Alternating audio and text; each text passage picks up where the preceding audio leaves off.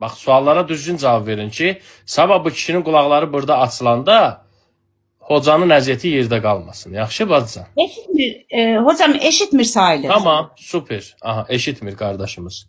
Ged yaxına. Ged yaxına. Salam aleykum. Salam aleykum qardaş.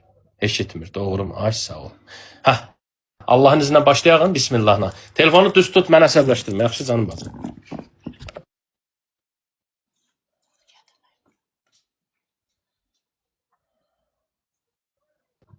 Üzr istəyirəm, bunun eşi var. Yok yok. Kimi var orada yanında? Yaxınından kimdir? Ben yengesiyim. Başka kim var yani? Yok, yenge olmaz. Kim var orada? Benim arkadaş var.